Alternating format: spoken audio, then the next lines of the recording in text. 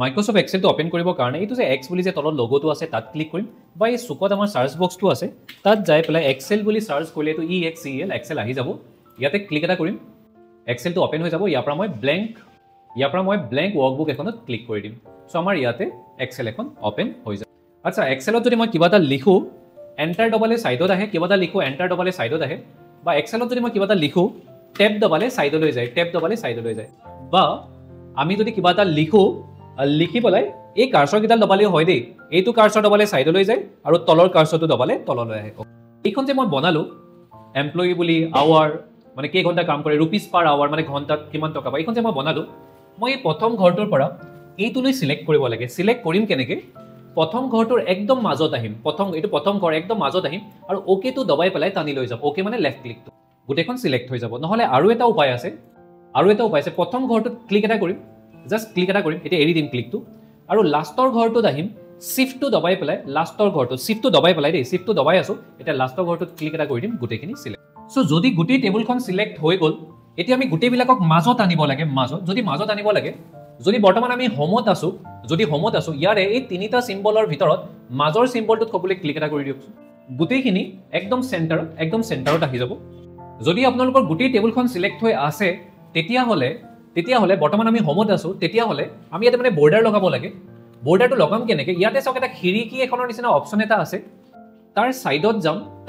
যাম আৰু ইয়াৰ পৰা যেটো 6 নম্বৰৰ অপচন আছে অল বৰ্ডাৰ হেতু সিলেক্ট মই এই ওপৰৰ এই গুটেই কিটা বোল্ড কৰিব লাগে আৰু লগতে ইয়েলো কালাৰত আনিব লাগে ব্যাকগ্ৰাউণ্ডটো সো হেতু কৰিম কেনেকে হেতু কৰিবৰ কাৰণে প্ৰথম ঘৰটোত ক্লিক এটা কৰিম একদম মাজত যাম আৰু ইয়াৰ পৰা একদম মাজত যাম প্ৰথম ঘৰটো আৰু ওকে টো দবাই পেলাই টানি লৈ যাম গুটেই কিটা ঘৰ সিলেক্ট হৈ যাব যদি আজি কাৰোবাৰ তেনেকে কৰাত প্ৰবলেম হৈছে তেতিয়া হলে ইয়াৰ শৰ্টকাট এটাও আছে হেতু হল প্ৰথম ঘৰত ক্লিক এটা কৰিম এটা মই মাউসৰ পৰা হাতটো এৰি দিছো প্ৰথম ঘৰত ক্লিক এটা কৰি ললো হাতটো এৰি দিলো এতিয়া কি কৰিম শিফটটো দবাই পেলাই শেষৰ ঘৰত আকৌ এবাৰ ক্লিক এটা শিফটটো দবাই পেলাই শেষৰ ঘৰটো আকৌ ক্লিক এটা কৰি দিম গুটেখিনি সিলেক্ট হৈ যাব যদি গুটেখিনি সিলেক্ট হৈ গল গুটেখিনিকে বোল্ড কৰিবৰ কাৰণে হয়তো বি টোত ক্লিক এটা কৰিম নহলে কন্ট্ৰোল বি দবালেও হ'ব এতিয়া যদি গুটেখিনি সিলেক্ট হৈ আছে মই ইয়াৰ কালাৰটো চেঞ্জ কৰিব লাগে ইয়াতে চাওক এটা ৰং মৰা টিং এটা আছে তাৰ সাইডত যাম আৰু ইয়াৰ পৰা মই ইয়েলো কালাৰটো সিলেক্ট হৈছেনে বাৰু সকলোৰে এতিয়া মই টোটেল পেটো উলিয়াব লাগে এজন মানুহে যদি ঘণ্টাত 120 টকা পায় তেতিয়া হলে 30 ঘণ্টাত কিমান টকা পাব দুইটাকে ইনটু কৰিলে আমাৰ টোটেল পেটো ওলাই যাব আৰু আমি সকলোৱে জানো এক্সেলত যোগ বিয়োগ পূৰণ হৰণ যিয়ে নকৰো কিয় ষ্টাৰ্টিংত খৰে কোনটো চিন দি ল'ব লাগিব ইকুৱেল চিনটো ফাৰ্স্ট দি ল'ব লাগিব সো মই ইয়াতে যাম এইটো ঘৰত যেটো আমি উলিয়াব লাগে ইয়াতে ইকুৱেল চিনটো দি লম আচ্ছা আৰু এটা কথা মই ইহত তাক ইনটু কৰিম কিন্তু আমি সকলোৱে জানো এক্সেলত এবাৰ লিখাৰ পিছত আকৌ এবাৰ লিখিব লাগে নে জাস্ট ক্লিক কৰিম এক্সেলত জাস্ট ক্লিক কৰিলে হ'ব 30 বুলি আকৌ এবাৰ লিখা দৰকাৰ নাই 30 টো ক্লিক কৰি দিলেই হ'ব ইনটু টু স্টাৰে বুজায় কিবোৰ্ডৰ একদম শেষৰ ফালে আছে সাইডৰ ফালে আছে নহলে শিফট টো দবাই পেলাই 8 টো দবালেও হ'ব ইনটু 120 বুলি লিখিম নে এবাৰ লিখা হৈ আছে আমি জাস্ট তাত ক্লিক কৰিলেই হ'ব কাৰণ এক্সেলত খদাই ক্লিক কৰি কৰিব লাগে যদি ক্লিক কৰা হৈ গল এতিয়া এন্টাৰটো মাৰি দিলে হ'ল এনসাৰটো কিমান আহিছে 3600 আহিছে নে বাৰু 3600 আহিছে বাকি কিটা উলিয়াই থাকিম নে বাকি কিটা জাস্ট টানি দিলে আহি যাব এক্সেলত এটা কৰাৰ পিছত বাকি কিটা কৰিব নালাগে মই ইয়াতে ক্লিক এটা কৰিম এটা টানিবৰ কাৰণে তাকে ফিল হ্যান্ডেল বা অটো ফিল বুলি কোৱা হয় তাৰ কাৰণে মাজৰ পৰা টানিব লাগে এনে খৰে সুকৰ পৰা টানিব লাগে খৰে সুকৰ পৰা যদি ফিল হ্যান্ডেল কৰিব লাগে সো মই ইয়াৰ পৰা সুকৰ পৰা টানি দিম বাকি কিটা ৰিজাল্ট আৰু মই উলিয়াই থাকিব নালাগে বাকি কিটা অটোমেটিক আহি যাব যদি আমি টেক্স এটা উলিয়াব লাগে টেক্সৰ ফৰ্মুলাটো হ'ল টোটেল লগ ইনটু কৰিব লাগে টেক্সৰ লগত টোটেল লগ ইনটু কৰিব লাগে টেক্সৰ লগত সো আমি সকলোৱে জানো আমি যোগ বিয়োগ পূৰণ হৰণ যিয়ে নকৰো কিয় এক্সেলত খৰে ইকুৱেল চিনটো দি ল'ব লাগে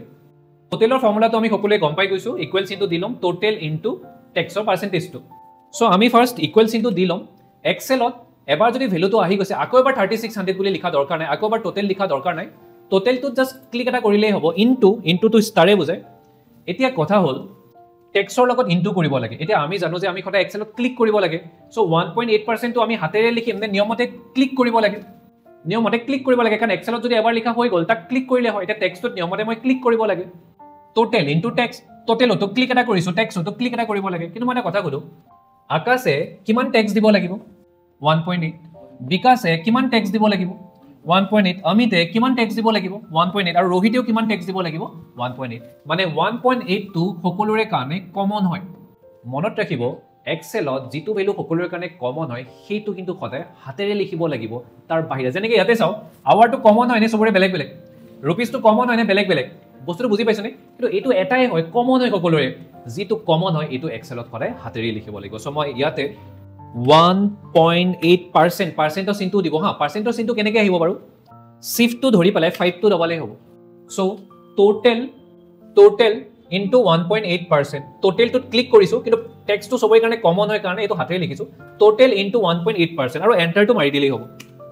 বাকিখিনি কৰি থাকিব নালাগে ইয়াতে ক্লিক এটা কৰিম আৰু সুকৰ পৰা টানি লৈ গলেই হ'ব মই নেক্সট এটো টেক্সটটো উলিয়ালো টেক্সটৰ ফৰ্মুলাটো কি হয় টোটেল অফ ইনটু কৰিব লাগিব টেক্সটৰ লগত টেক্সটটো হল এবাৰ 2.7% সো মই ইয়াতে যাম ইকুৱেলছ ইনটু দিলো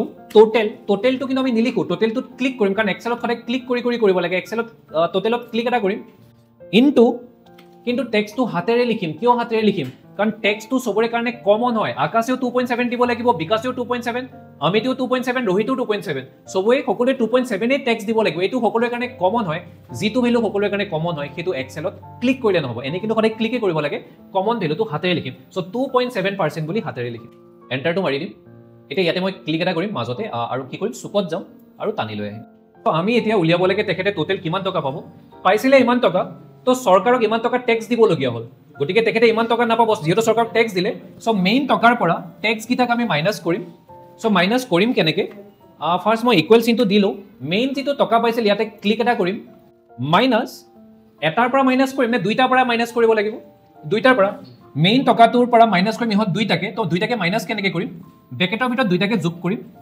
প্ৰথমটো ক্লিক এটা কৰিম প্লাস সেকেন্ডটো ক্লিক এটা কৰিম তো সকলোৱে চাই লওক এবাৰ এটো আছিল মেইন টকাটো এইটো 3600 টো মাইনাস ইহত দুটাক যোগ কৰিছো আৰু টোটেল টকাটোৰ পৰা মাইনাস কৰি দিছো ইহতক যোগ কৰিছো আৰু টোটেল টকাটোৰ পৰা মাইনাস কৰি দিছো আৰু এন্টাৰটো মাৰি দিম বাকিখিনি কৰি থকা দৰকাৰ নাই ইয়াতে ক্লিক এটা কৰিম আৰু সুকৰ পৰা টানি লৈ গলে যদি আমাৰ টেবুলখন লিখা হৈ গল মই গোটেইখন টেবুল সিলেক্ট কৰিম কপি কৰিবৰ কাৰণে আমাৰ হোমত এই যে দুটা পেজ আছে টু কপি নিচিনা তাত ক্লিক কৰিলেও কপি হ'ব বা কন্ট্ৰোল সি দবালেও কপি হৈ যাব কপি হল বুলি কেনেকে গম পাম এনেকুৱা ডট কেটামান আহি যাব এটো কপি হৈ গল এতিয়া মই তলত পেস্ট কৰিব লাগে তলত পেস্ট কৰিবৰ কাৰণে তলত ক্লিক এটা কৰি লম আৰু পেস্ট কৰিবৰ কাৰণে কন্ট্ৰোল ভি হয় বৰ্তমান আজি কন্ট্ৰোল ভি দবাব নালাগে সো মই পেষ্টত যাম আৰু ইয়াৰ পৰা হয়তো প্ৰথমতে মই কি কৰিম আমাৰ কাৰণে দুটা অপচন বৰ ইম্পৰ্টেন্ট হয় একদম প্ৰথমটো যেটো বেসিকটো আৰু একদম শেষৰ লাইনৰ সেকেন্ড অপচন এটো পেজ লিংক বুলি কোৱা হয় এটো বৰ ইম্পৰ্টেন্ট হয় কিয় ইম্পৰ্টেন্ট মই অলপ পিছতে কৈ আছো সো প্ৰথমবাৰ কি কৰিম কপি কৰাৰ পিছত পেষ্টত যাম আৰু প্ৰথম অপচনটোতে ক্লিক এটা কৰি দিম এটো নৰমাল পেস্ট সকলে ক্লিক এটা কৰি দিলেনে ক্লিক এটা কৰি দিও সো ডুপ্লিকেট বনি গল মানে কপি পৰে পেস্ট হৈ গল এতিয়া আৰু অলপ তলত ক্লিক কৰক এবাৰ নৰমাল পেস্ট নকৰিব এবাৰ পেষ্টত যাই পেলাই লাষ্টৰ যেটো অপচন আছে তাৰ সেকেন্ডটো এটো পেস্ট লিংক বুলি কোৱা হয় তাতো ক্লিক এটা কৰকচোন কপি কৰাৰ পাছত প্ৰথমবাৰ আমি নৰমাল পেস্ট কৰিলো আৰু সেকেন্ড টাইম আমি পেস্ট লিংক কৰিলো এটো পেস্ট লিংক কৰি আনিছো এটো নৰমাল পেস্ট কৰি আনিছো এতিয়া চাওক এই পেজ লিংকটো কিয় ইম্পৰ্টেন্ট হয় পেজ লিংকটো কিয় ইম্পৰ্টেন্ট হয় যদি মই গম পালো যে এই প্ৰথম যিজন আছিল আকাশ বুলি আকাশৰ নামটো আমি ভুলকে লিখিছো একচুয়ালি সেইজন ৰাহুল হে আছিল ভুলতে আকাশ বুলি লিখিছো তো যদি মই আকাশৰ জায়গাত ৰাহুল বুলি লিখো আৰু এন্টাৰ মাৰি দিও ইয়াত কিবা চেঞ্জ হৈছে নে বাৰু ডুপ্লিকেটটো কিবা চেঞ্জ হৈছে নে বাৰু কিন্তু তলৰ যেটো ডুপ্লিকেট আছিল তাত চেঞ্জ হৈছে নে বাৰু তাতো চেঞ্জ হৈ গৈছে সো এটো আমাক কিছুমান জায়গাত বহুত দৰকাৰ হয় যত আমি বিচাৰো